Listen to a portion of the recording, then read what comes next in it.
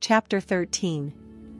Acceptance. Man's perceptions are not bounded by organs of perception. He perceives more than sense, though ever so acute, can discover. William Blake. However much you seem to be living in a material world, you are actually living in a world of imagination. The outer, physical events of life are the fruit of forgotten blossom times, results of previous and usually forgotten states of consciousness. They are the ends running true to ofttimes forgotten imaginative origins. Whenever you become completely absorbed in an emotional state, you are at that moment assuming the feeling of the state fulfilled. If persisted in, whatsoever you are intensely emotional about you will experience in your world. These periods of absorption, of concentrated attention, are the beginnings of the things you harvest. It is in such moments that you are exercising your creative power, the only creative power there is. At the end of these periods, or moments of absorption, you speed from these imaginative states where you have not been physically to where you were physically an instant ago. In these periods, the imagined state is so real that when you return to the objective world and find that it is not the same as the imagined state, it is an actual shock.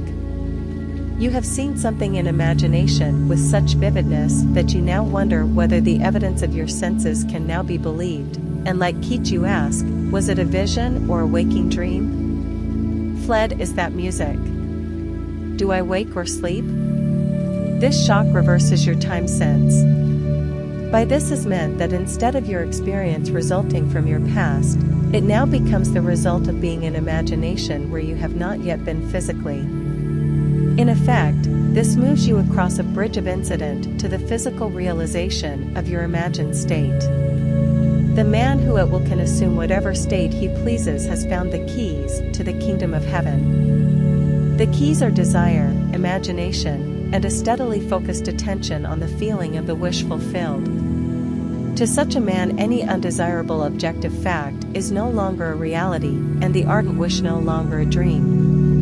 Prove me now herewith, saith the Lord of hosts, if I will not open you the windows of heaven, and pour you out a blessing, that there shall not be room enough to receive it. Malachi 3 verse 10. The windows of heaven may not be opened and the treasures seized by a strong will, but they open of themselves and present their treasures as a free gift, a gift that comes when absorption reaches such a degree that it results in a feeling of complete acceptance. The passage from your present state to the feeling of your wish fulfilled is not across a gap. There is continuity between the so-called real and unreal. To cross from one state to the other, you simply extend your feelers, trust your touch, and enter fully into the spirit of what you are doing. Not by might nor by power, but by my spirit, saith the Lord of hosts. Zechariah 4:6.